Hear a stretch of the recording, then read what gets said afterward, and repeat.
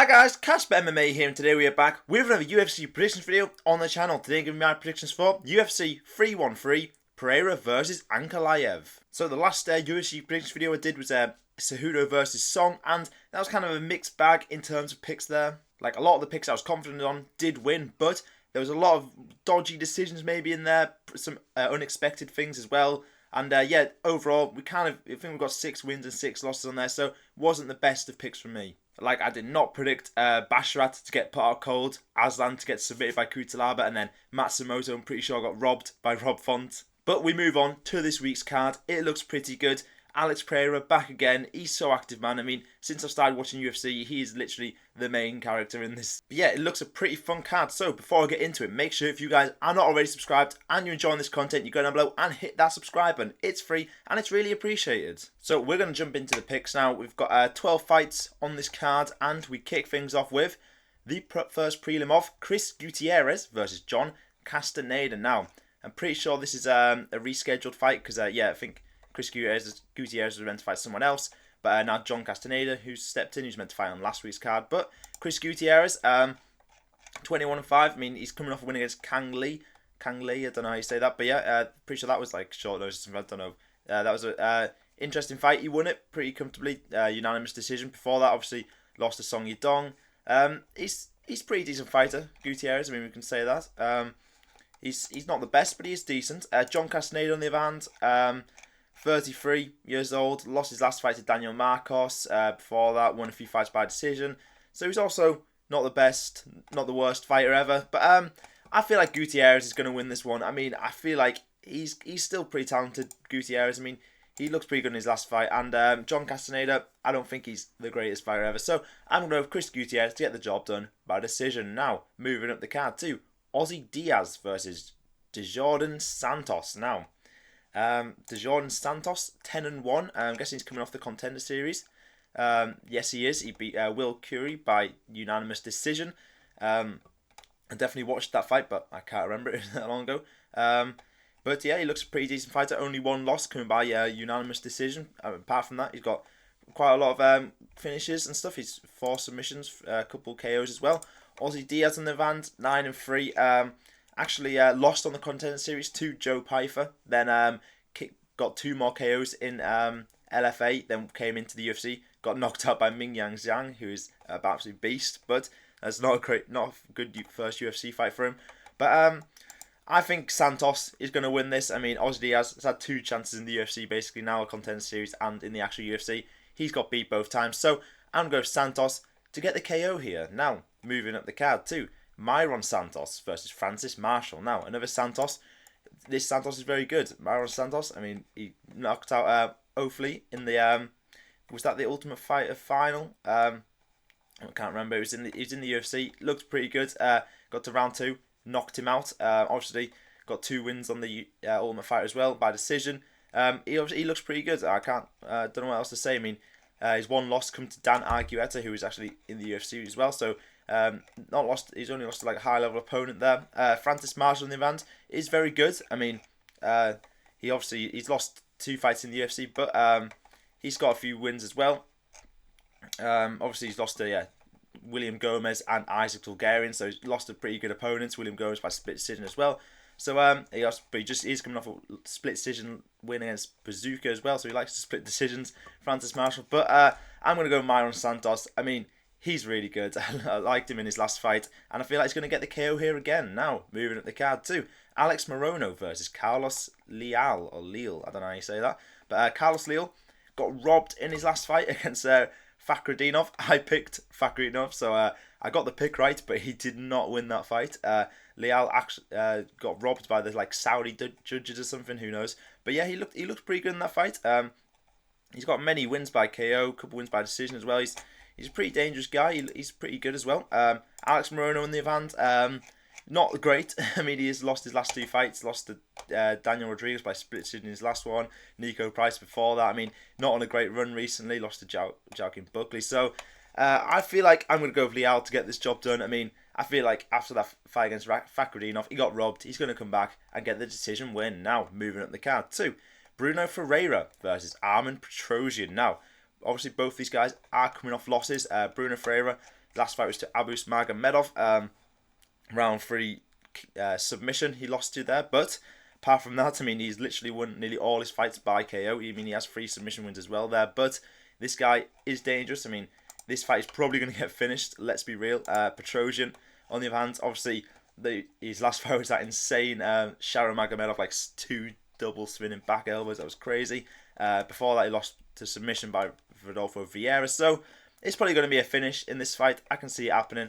And I feel like it's going to come from Bruno Ferreira. I mean, I feel like he's the more dangerous fighter here. I feel like Petrosyan, he's on a 2-fight losing streak. Bruno Ferreira only a 1-fight losing streak. I feel like Bruno Ferreira is going to come in here and get the KO. Now, moving up the card too. Ray Tsuruya versus Joshua Van. Now, this was actually meant to be Joshua Van versus Bruno Silva, but guessing Silva had to withdraw from the fight. Now I've got Ray Tsuruya, who's actually looks pretty decent prospect. He's 10-0. I mean, undefeated. Yeah, looks pretty good. Only 1 win in the UFC, however, but it's Carlos Hernandez, so pretty decent win there. A lot of finishes as well in his career so far. Joshua Van, on the other hand, we know how good he is. 12-2. He's coming off 2 wins in a row. Gutierrez and Cody Durden. Obviously, that Charles Johnson uppercut was kind of crazy, but yeah, apart from that, he was winning that fight. I mean, I love Joshua Van. He puts on some great fights, and I feel like this is going to be no different. I feel it's going to be a fun fight, but I do think Van is going to get the job done. And I reckon he's going to get the decision. Now, moving up the card too.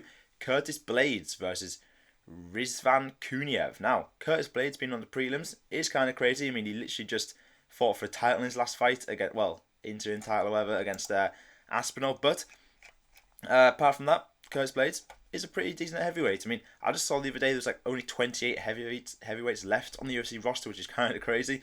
Literally a dying breed of fighters. But yeah, obviously beat Jailton Almeida by KO, then lost to Aspinall. Kuniev, on the other hand, it's kind of crazy. His first fight in the UFC is straight to Curtis Blaydes, which is like fast tracking. I don't know if it's Dagestan privilege or what, but he's came straight in here just off the Contender Series. He does have 2 wins on the Contender Series, to be fair. Also has a win against Renan Ferreira in the PFL, who's actually the champion. But that got ruled out because Kuniev was on drugs or something, so that's kind of crazy. But yeah, apart from that, he got a pretty decent record. Hasn't lost since 2015 as well.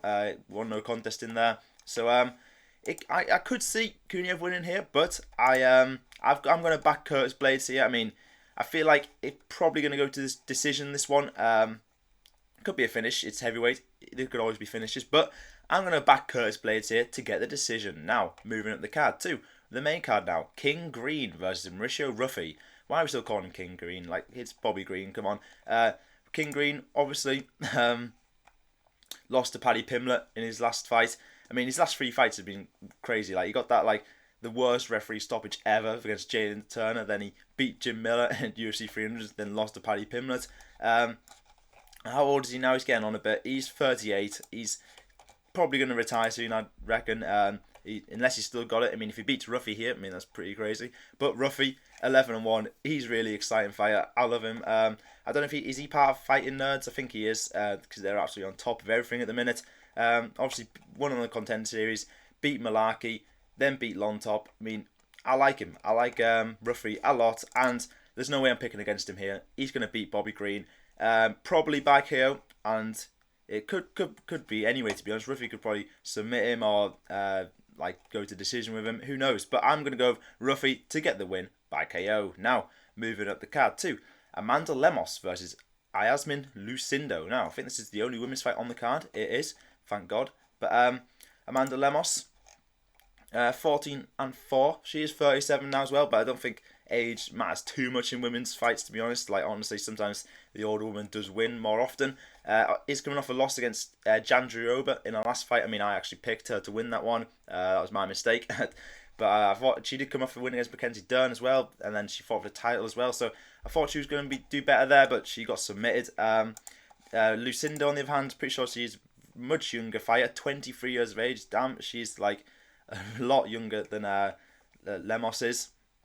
17-5, looks really good. Currently on a 4-fight winning streak as well in the UFC. Only loss in the UFC is actually to Yasmin Yaregui, so when she was undefeated as well, so it's not the worst. She's got some good wins as well in there, so I think it's going to be a close fight, I think, but I think Lucindo is going to get the job done by decision. Now, moving up the card too. Jalen Turner versus Ignacio Bahamondes. Now, great fight. I look forward to this one, to be fair. Jalen Turner, obviously not on a great run at the minute. I mean, he beats Bobby Green, but apart from that, he has a split decision loss to Gamrot, split decision loss to Dan Hooker, and then a loss to Moicano in UFC 300. It's kind of crazy he hasn't fought since UFC 300. That seems like ages ago now. But it means he took some time off, I suppose. And he nearly won against Moicano, to be fair, when he knocked him down and did a walk-off KO that just didn't work. And Ignacio Bahamondes coming off a really great fight in his last one against Manuel Torres. I don't know if he got performance tonight or fight of the night. It's one of them. It was really good fight. That was epic against Manuel Torres. It's like round 1 KO. I'm pretty sure he knocked him down like twice. It was a great performance at that. And then he's coming off a head kick KO as well against Christian Giagos. So he's a very dangerous fighter, Bahamondes. I really like him, and I feel like he's going to beat Jalen Turner here again. So I think Bahamondes gets the job done by decision. Now, moving up the cards to the co-main event. Justin Gaethje versus Rafael Fiziev. Now, I'm really bummed out this isn't Gaethje versus Hooker. That was like I was actually looking forward to that more than the main event. That would have been so good. But we have to settle with the Fiziev rematch. I don't know if anyone asked for it, but we're getting it. But Gaethje obviously took some time off. He hasn't fought since that crazy KO against Max Holloway. Obviously, he's probably got severe brain damage from that, so no wonder he's took like a year off fighting or something. Rafael Fiziev hasn't fought in ages as well, because obviously he got that leg injury against Gamrot in 2023. So both these guys haven't fought in a while, but before that, Fiziev's last fight was actually his loss to Gaethje, majority decision. So I do feel like it'll be a fun fight, this. I mean, I don't think people wanted it, but I feel like it'll still be good. I mean, it's a Gaethje fight. It's going to be good anyway. So I think Gaethje, he's still got it. People are saying he's old now, 36, and he just got KO'd. I don't think that. I think he's going to come in here. He's going to beat Fiziev again, and I reckon he's going to get the decision. Now, moving up to the main event. Alex Pereira versus Magomed Ankalaev. Now, big fight. I'm looking forward to it. It should be an interesting matchup, this. I mean, probably Alex Pereira's toughest matchup since Jan Blachowicz, probably. Because, like, obviously, he's just been KOing people left, right, and centre. And then probably going to be, it might be a similar fight to the Jan Blachowicz fight, where Ankalaev takes him down, or tries to take him down quite a lot. But I don't know. I don't know what we're going to see here. I mean, obviously, Ankalaev's very good. He's got such a weird record. Like, the fact he's fought like Johnny Walker twice, he's fought Ion Cutelaba twice. I mean, he's literally took like 2 years to fight the same two fighters over and over again. But and he obviously got that draw to Jan Blachowicz as well. But coming off a win against Alexander Rakic in his last fight, this I could see. I'm not surprised the odds are so clear for that, even for these guys, because I think this fight is going to go to decision. Like, it's not often it goes to decision with an Alex Pereira fight, but I can see it going to decision, and it's a 50-50 each way for me. But I do think Alex Pereira, he's too good. I can't pick against this man. He's literally the main character in the UFC at the minute. Alex Pereira is going to get this job done by decision. So there we have it, guys. There are my predictions for UFC 313. Let me know down in the comments if you agree or disagree with any of my picks. And that's going to be all for today's video. If you guys enjoyed it, maybe leave a like, hit that subscribe button, and I'll see you guys next time. Goodbye.